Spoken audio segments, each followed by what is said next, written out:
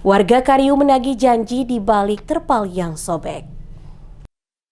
4 tahun sudah berlalu sejak konflik sosial melanda pada awal 2022. Namun, fajar pembangunan belum juga menyentuh seluruh warga negeri Kariu, Kecamatan Pulau Haruku, Maluku Tengah. Hingga memasuki tahun 2026, ratusan kepala keluarga masih terhimpit di bawah tenda-tenda pengungsian yang kini mulai melapuk dimakan cuaca.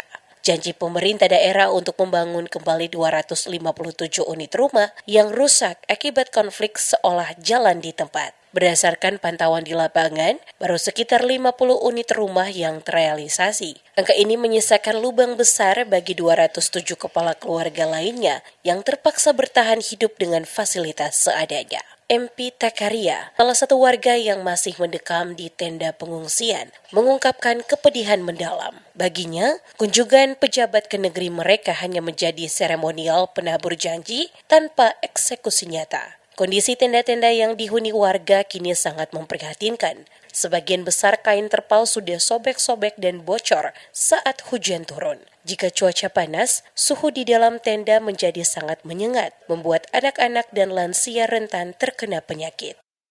Kami sebagai masyarakat juga merasa bahwa rumah itu kami sangat membutuhkan rumah tersebut. Janji per janji sampai sekarang baru 50 rumah terrealisasi.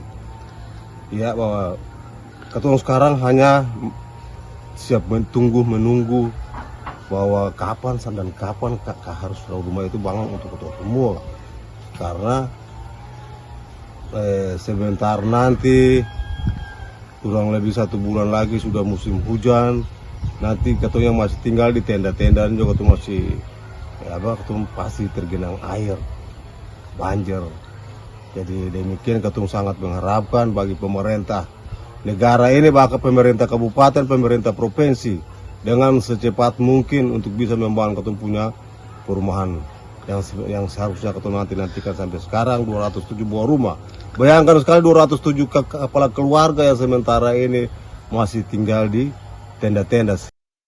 Masyarakat negeri Kariu kini melayangkan tuntutan tegas kepada pemerintah Kabupaten Maluku Tengah dan pemerintah Provinsi Maluku. Mereka tidak lagi meminta bantuan logistik sementara, melainkan kepastian hunian tetap yang menjadi hak dasar mereka sebagai warga negara. Hingga berita ini diturunkan, masyarakat Kariu masih menaruh harapan pada komitmen kemanusiaan para pemangku kebijakan agar janji pembangunan 207 unit rumah sisa tersebut bukan sekadar isapan jempol belaka.